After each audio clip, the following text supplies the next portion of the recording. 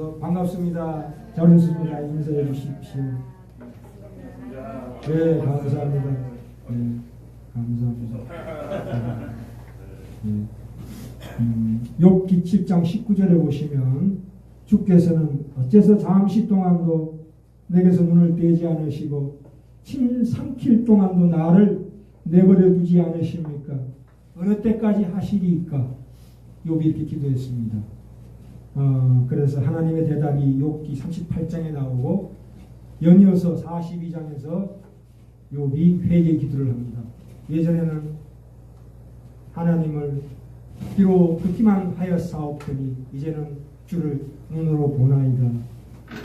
이렇게 회개 기도를 했습니다. 또 다른 말씀을 드리자면 이사야서 49장 15절 16절에 여인이 어찌 그 젖먹는 자식을 잊겠으며 자기 태에서 난 아들을 긍휼히 여기지 않겠느냐. 그들은 혹시 될지라도 나는 너를 잊지 아니할 것이라. 내가 너를 내 손바닥에 새겼고 너의 성벽이 항상 내 앞에 있나니 하고 말씀드릴 수가 있습니다. 지나간 저의 인생을 돌이켜 생각해 보니 버릴 것이 하나도 없었습니다. 하나님께서 저같이 부뚜막에 먼지 같고 개똥 같은 사람을 들어서 이렇게 쓰시는 것을 보고 감격하지 아니할 수가 없습니다. 우리가 신자로서 세상 살아간다는 것은 그 사막에 물 한 통 들고 외롭게 사막을 걸어가는 순례자 같습니다. 그러나 하나님께서는 중간중간에 오아시스를 만들어 놓으시고 우리를 위로하시고 우리에게 큰 기쁨을 주십니다. 우리가 신자로서 세상 살아갈 때에 빛도 없고 이름도 없이 참으로 묵묵히 시체가 절대한 전쟁터를 전진하는 군인처럼 엎어지고 자빠지면서 걷는 이 인생의 길이야말로 참으로 명예롭고 영광스러운 우리 신자의 인생 여정이라고 생각합니다. 아멘. 예. 전번 시간에 열매보다 나무에 주목하라. 영혼육의 설교도에 대해서 함께 은혜를 나누었습니다. 전번 시간에 한 것을 다시 한번 복습합니다. 예. 이 죄라는 것은 그 속에 망할 수밖에 없는 속성을 내포하고 있다고 말씀드렸습니다. 이 죄라는 것은 그래서 우리는 죄인입니다. 죄인이라는 것이 그것은 무엇이냐? 내가 나의 주인이 되는 것입니다. 내가 나의 주인. 내가 나의 주인. 이것을 자아라 그럽니다. 이 자아에 의해서 자존심이 생겨나지요.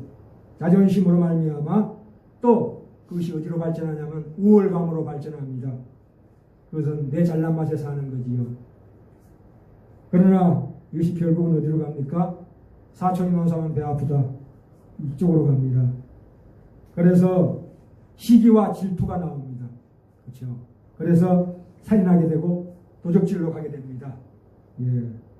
그러나 하나님께서는 우리에게 신자 불신자를 막론하고 장님에게 지팡이를 준 것처럼 양심을 주셨습니다. 그래서 우리는 이런 행동을 합니다. 기도하고 불공드리고 양보하고 용서하고 봉사하고 선행합니다.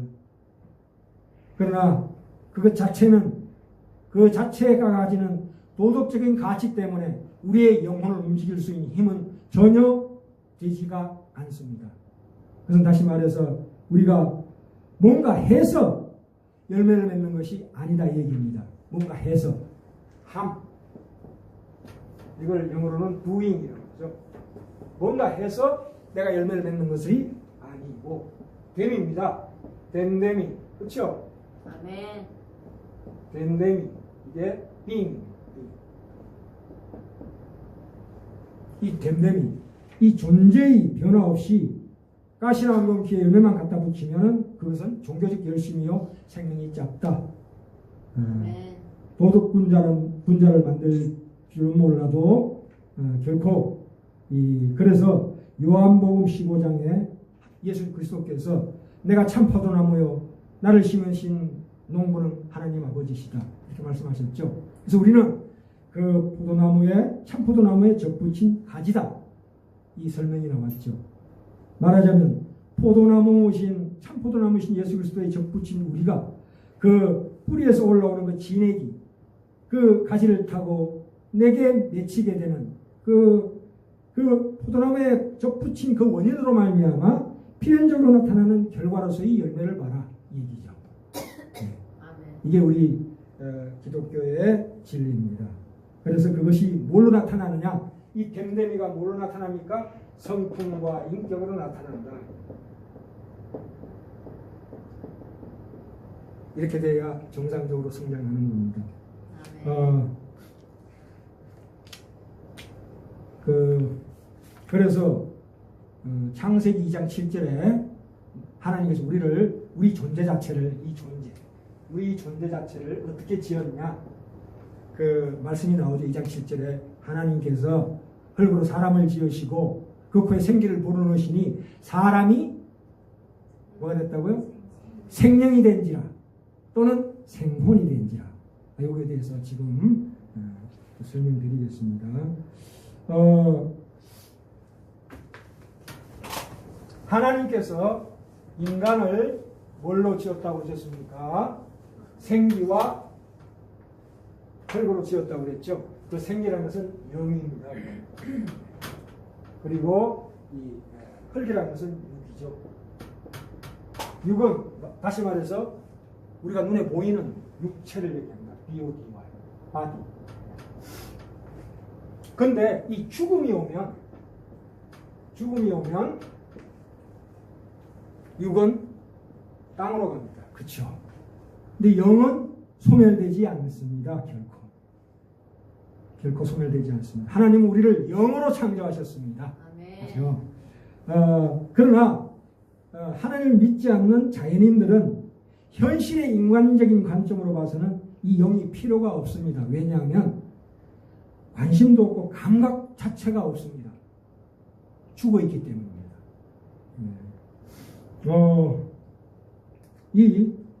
그럼 우리 존재는 어디에 속하느냐? 아까 생명은 우리 신자들의 새로 살아난 영을 얘기합니다. 근데 생혼이라는 게 있어요. 생혼. 여기 중간에 혼이 딱 끼어듭니다. 혼이라는 것은 뭐냐? 우리의 인격이 있는 자리. 그걸 우리가 지정의라고 합니다. 우리가 인격이 있는 자리. 여기가 타락한 것입니다. 예, 이게 타락한 자리입니다. 이 혼이라는 것은 말하자면 아까 말씀드렸죠. 네, 육체가 갖는 정신적인 기능입니다. 이건 기능이에요. 육신이 갖는 정신적인 기능. 다시 말해서 생물학적 기능을 얘기합니다. 생물학적 기능. 그러면 동물도 혼이 있을까요? 물론 있습니다. 개가 주인한테 꼬리를 딸랑딸랑 치는 거 보면은 혼이 있는 게 확실합니다. 그러나 이 뇌라는 것은 대뇌, 중뇌, 간뇌가 있기 때문에 골이 3개로 분리가 되어 있어요. 그래서 뱀 같은 경우에는 제일 밑에 하류 뇌밖에 없어요. 인간은 대뇌가 있기 때문에 더 깊고 크지요. 그래서 인간이 느끼는 고통이 동물이 느끼는 고통보다 훨씬 더 큽니다. 그건 비교할 수가 없어요. 우리가 동물들이 저번에 말씀드린 세렝게티 병원에서 누가 하얀한테 잡아 뜯길 때 그 고통이 얼마나 심할까 염려하지 마십시오. 인간의 고통의 3발의 피입니다. 물론 나중에 그 이사야에서 가면은 이리와 그 어린 양이 같이 하는 때가 옵니다. 그 천국이죠. 영원한 천국, 새하늘과 땅. 어린아이가 독사굴에 손을 넣어도 결코 해함도 없고 상함도 없는 그 영원한 천국이 올 때까지는 그런 상황은 어쩔 수 없는 우리가 타락한 하나의 결과입니다. 그렇게 이해하셔야 돼요. 그러나 이 영, 혼, 육이라고 3등분으로 생각하시면 안 됩니다. 옆 동네 2단에서는 이거를 3분설로 딱 잘라서 얘기합니다. 그럴 수가 없습니다. 이건 서로 섞여 있기 때문에 그렇게 확고부동하게 자를 수 없는 것입니다. 또한 지정이라는 것도 이렇게 자릅니다. 그럴 수 없습니다. 왜냐하면 지정이라는 것이 서로 섞여 있어서 뭐가 뭔지 잘 모릅니다. 사실은 실체가.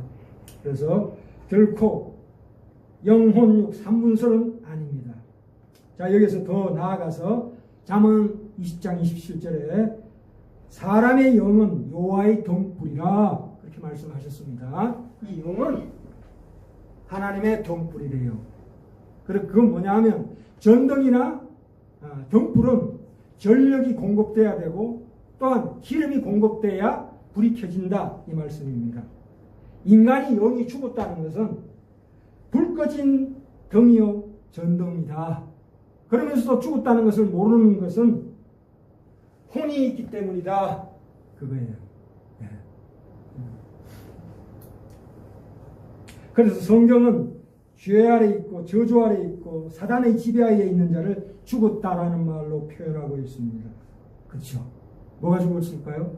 영이 죽은 거죠. 이것이 아무리 도상하고 아름다워도 영이 죽었으면 그거는 죽은 목숨입니다.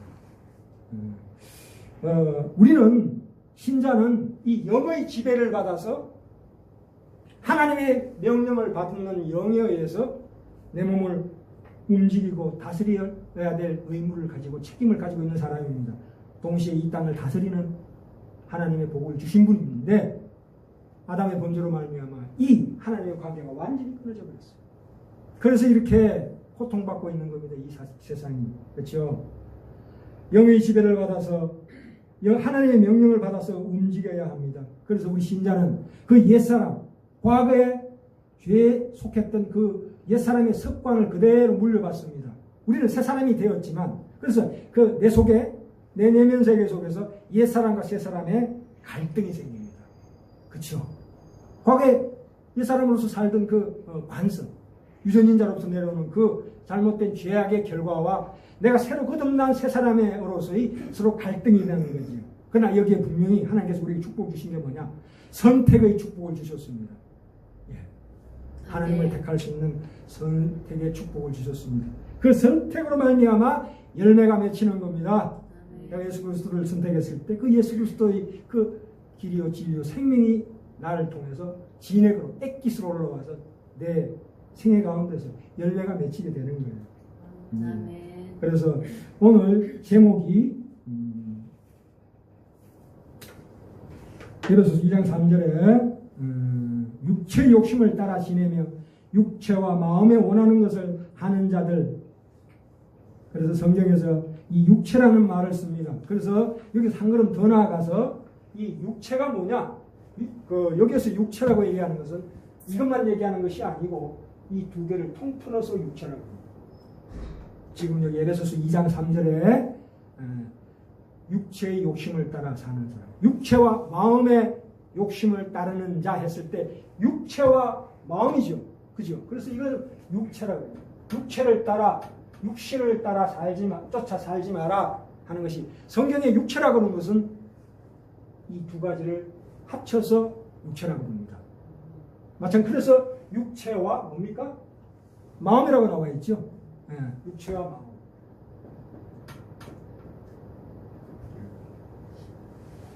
마음. 그러면 자 지우고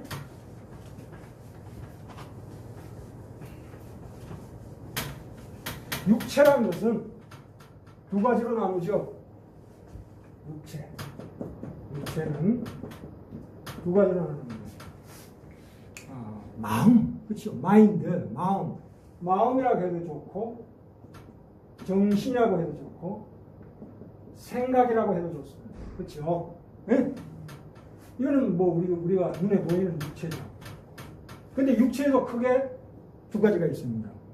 뭐가 있냐면 추상명사가 있습니다.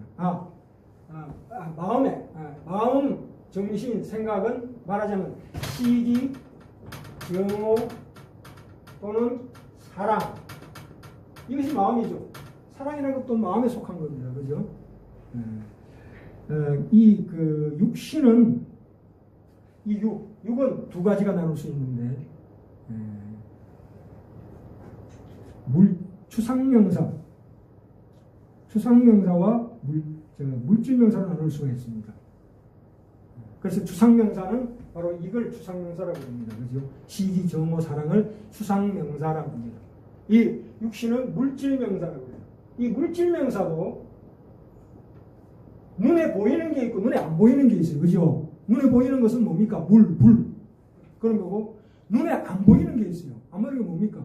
공기, 빛, 바람 이런 것들. 기후현상. 이런 눈에 안 보이잖아요. 그죠? 그래서 셀 수 없는 것을 이 육에 속해 있습니다. 셀 수 있는 것과 셀 수 없는 것. 눈에 안 보인다고 전부 여기 속한 것, 이 마음으로 가면 안 됩니다. 눈에 안 보일지라도 그것은 물질입니다. 그렇죠? 공기가 물질이죠. 그게 이 마음, 정신, 생각일 수가 없죠. 마음, 정신, 생각이라는 것은 시기, 정오, 사랑 같은 겁니다. 이것이 다 육체에 속한 거예요. 그래서 노자 도덕경에 보면 이 여기를 절대세계, 이 절대를 도라고 합니다. 도가도 비상도. 그래가지고 여기에서 뭐가 발생이 되느냐? 신기정. 기학이라는 게 나옵니다. 눈에 보이지 않는 공기 할 때 기. 그렇죠? 그래서 그렇게 됩니다. 그래서 절대 세계와 상대 세계를 이렇게 나눕니다. 근데 이 여기서 얘기하는 것도 사실은 0까지는 못 가는 거죠. 여기서 뱅뱅 도는 겁니다. 사실은. 그래서 주역이나 한의학에서는 이 상대 세계에서 하늘과 땅을 나눠가지고 여기는 양이고 음이고 그죠? 천간이라고 해서 가월병정, 땅은 지지라고 해서 진사오미 신유술에 이렇게 나가죠. 그래서 중간에 오행, 화수목금토를 두고서 인간의 관상을 점칩니다. 그리고 우리 골상을 점치고 체상을 점치죠. 그래서 한의학이나 주역에서도 결국은 인간이 병을 다스릴 때는 심상이 중요하다 합니다. 심상. 그래서 기쁘도 너무 기뻐하지 말고 슬프도 너무 슬퍼하지 마라. 이렇게 나가는 거죠. 결국은 그것이 또 어디로 가냐 하면 불교에서 일체의심조라고 합니다. 일체의심조. 세상 모든 것들은 다 생각하기 나름이다. 이거예요. 그 진리가. 여기에 머무는 거죠. 여기. 일체의심조라는 말이. 0까지는 가지도 못합니다. 아예. 그죠? 이 정도 수준입니다. 그래서 여기에서 뭐가 나왔냐? 사회주의, 공산주의 사상, 유물론이 나온 거예요.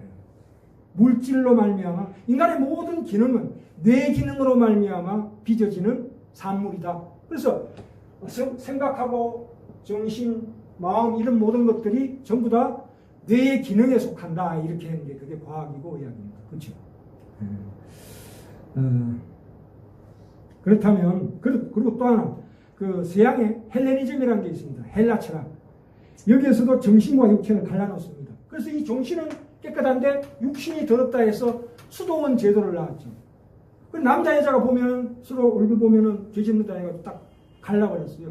근데 죄를 질 만한 모든 것으로부터 분리했더니 오히려 안 보기로 했더니 사고가 나면 도리어 더 일이 커지더라 이거예요.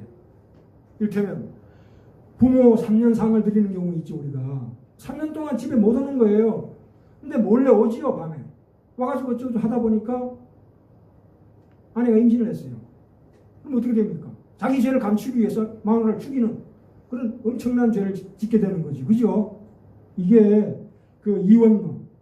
정신은 깨끗하고 육신은 더럽다는 이 이원론에 주는 폐해입니다. 그러면 이 육체가 원하는 것이 과연 죄냐 이겁니다. 그것이 아니다. 성경은 뚜렷하게 말씀하고 있습니다. 전도서 8장 15절에 보면 인간이 제일 큰 복이 뭐냐? 잘 먹고 행복하게 사는 게 최고 복입니다. 그렇죠? 이 육체가 우리가 식욕을 느끼고 목마를 때 갈증을 느낄 때 시원한 거 먹으면 얼마나 행복합니까? 그죠? 그것이 하나님이 주신 우리에게 주신 분복이에요. 아멘. 이 분복인데 우리가 이 잘 먹고 잘 사는 것, 이 하나의 복입니다. 우리 삶은 다만 목숨을 유지하기 위해서, 연장하기 위해서만은 있지 않습니다. 우리가 타락해가지고 구원을 얻어야 되고, 또 구원 못 받은 사람 구원시켜야 되고, 또 구원받은 자로서 할 일이 많고, 또 우리에게 당하는 여러 가지 재난과 고난이 인간의 타락으로 말미암아 생긴 일이긴 하지만, 하나님은 우리를 만들었을 때 도대체 아담이 죄 짓기 전에 죄를 짓지 않는 상태에서는 무엇을 하라고 만들었겠습니까? 하나님이 천지를 만들어 놓으시고, 창세기 보면 1장에 보면 좋으셨다고 말씀하셨습니다. 그죠? 그래서 무슨 얘기냐? 하나님이 좋아서 하신 일입니다. 이 부모란 것은 자식이 효도하고 또 공부 잘하는 것도 기쁘지만, 그보다 더 기쁜 것은 부모가 자식에게 해준 것 자체가 기쁜 거예요. 그 아버지의 마음이거든요. 그죠? 인간은 하나님께서 천지를 만드시고 천지를 다스리도록 세운 주인이었습니다. 이 천지의 주인이었어요. 피조물 중에 주인이었어요. 그런데 거꾸로 죄를 짓자 우리에게 허락하였던 그 모든 소유와 누려야 할, 그리고 다스려야 했던 것들의 노예가 되어버린 겁니다. 노예가 되어버린 거예요. 그 욥에게 했던 말이 있죠. 넌 왜 밤낮 꼬라지냐? 네가 다스려야 할 피조물 앞에서 왜 벌벌 떠느냐? 폭풍 위에 자정하신 하나님, 우리는 그의 자녀입니다. 네가 내 아들 아니냐 이 밥통아, 뭘 두려워하냐? 폭풍이 불고 파도가 불고 파도가 밀어닥치고 지진 불고 해일이 일다 하더라도 그것을 딱 잡고 계시는 하나님, 폭풍 위에 자정하신 하나님을 보라 이거예요. 그것들이 네가 다스려야 할 것인데 지금 타락해가지고 이 모양이다. 네가 분발해라 이거예요. 그렇죠? 우리 주신 하나님의 약속이고 우리 주신 책임입니다. 또 권리이기도 하고. 요즘은 이 강도질하는 애를 붙잡아서 네 왜 강도질했냐 물었더니 유흥비를 마련하려고 강도질했답니다. 그 유흥이란 것은 기쁘게 즐겁게 누리는 것은 우리에게 주신 복입니다. 근데 이게 이놈의 복이 거꾸로 우리를 그것 때문에 남을 해치고 자기를 파멸로 끌고 가고 끝까지 가보자 하는 그 쾌감을 주는 거예요. 그죠? 내가 누려야 할 것들이 나를 잡고 완전히 그 안에 내가 노예가 된 것이죠. 이 주객이 전도되는 거예요. 우리가 영화를 볼 때도 그래요. 옛날에 프랑스 노아르, 홍콩 노아르 보면은, 매트릭스 같은 영화를 보면은 총을 쏴도 그냥 쏘지 않죠. 붕 날아가서 이렇게 따따따따따 쏘는데 이 총알이 슬로우 모션으로 가서 사람 몸에 팍팍 박히는 게 정연하게 나오죠. 그게 뭡니까? 그게 죄의 원리들이에요. 그죠? 그런 걸 보고 자란 청소년들이 그 범죄하는 가장 큰 동기가 뭐냐 물어봤더니 재미있으려고 했대요. 재미있으려고. 이거 정신 이상 아닙니다. 이거는. 이게 죄의 원리들입니다. 육체와 마음의 욕심들입니다. 이것이 거꾸로 우리를 완전히 컨트롤하는 지경으로 가게 되었다는 거죠. 구약의 구원의 최소 단위는 가정이었습니다. 소돔과 고모라 10명, 10명이라는 것은 가족을 얘기하는 거예요. 구원의 최소 단위는 가족을 얘기합니다. 물론 예루살렘은 한 명이었지만 지금 미국의 가정은 죽었습니다. 왜냐? 힐러리가 대선 때 나와서 뭐라고 그랬습니까? 가정보다 개인의 행복이 더 중요하다 이렇게 나왔습니다. 사상이 점점 극악한 대로 이혼한 가정과 안 한 가정이 비율이 비슷해. 지금 상황이 미국이. 우리도 그거 따라가고 있는 겁니다. 이혼을 하는 가장 큰 이유는 뭐냐? 인생의 궁극적인 목표가 행복한 가정을 꾸리는 것이다. 아닙니다. 하나님의 명령입니다. 하나님의 명령을 수행하는 가장 최고의 기관이 가정입니다. 네. 남편은 예수 그리스도를 상징하고 아내는 그가 피 흘려 구원하신 교회를 상징합니다. 그래서 하나님의 약속 아래 태어나는 자녀들은 하나님의 축복의 상징입니다. 그 질서, 남편은 십자가에 달릴 각오를 해야 되고 아내는 그 뒤를 따라가야 합니다. 그러나 잘 안 되죠. 내가 아이고 이거 뭐 그것이 안 될 때 나 이혼해야 되겠다. 하나님 이 문제를 기도하면 어떻게 됩니까? 아니 문제를 위해서 기도했는데 이 문제가 더 커져가지고 이혼해버렸어요. 근데 다음에 나오는 결과가 어떤 결과입니까? 아까 내가 기도드린 그 문제 해결의 기도 제목보다 더 좋은 것으로, 또 다른 더 좋은 것으로 내게 채워주시더라 이거예요. 더 좋은 답을 주시더라. 물론 인간이라는 건 알 수가 없는 겁니다. 상황에 따라 틀리고 정황에 따라 틀립니다. 잘 이해하시기 바랍니다. 그리고 그래서 내가 저 여자하고도 살았는데 내가 세상에 뭐가 두려울 것이 있겠는가, 이런 배짱이 생기는 거지요. 그게 내공이에요. 아멘. 찢고 볶는 부부 생활에 나오는 그 내공이, 그 열매가, 그런 열매가 맺힌다니까요. 오래 참는 거. 그죠? 모든 성령의 열매가 거기에서 맺히는 거예요. 그래서 우리가 피하지 말아야 합니다. 아멘. 우리는 아까 말씀드린 죄와 육체와 마음에 소원하는 욕심하는 것들에서 완전히 벗어난 사람이어야 합니다. 이 무서운 죄의 오염과 죄의 권세 앞에서 부디 신앙으로 우리된 자유들과 그 특권들과 책임들을 지금 힘있게 불러일으키셔야 합니다. 가능합니다. 그 길을 가야 할 것입니다. 이 승리의 길은 하나님께서 허락하시고 약속하셨습니다. 그걸 누리십시오. 아멘. 그래야만이 진정한 행복이 있고 진정한 자랑이 있다는 것을 우리가 알아야 합니다. 그래서 요동치 않는 믿음의 자리로까지 가게 하시는 주님이십니다. 그래서 머리이신 예수 그리스도, 지체인 우리, 그래서 머리가 명령하는 대로 다리가 움직이는 거 아니에요. 그죠? 그래서 그 주님을 사랑하는 것을 우리는 삶 속에서 연습하고 애써야 합니다.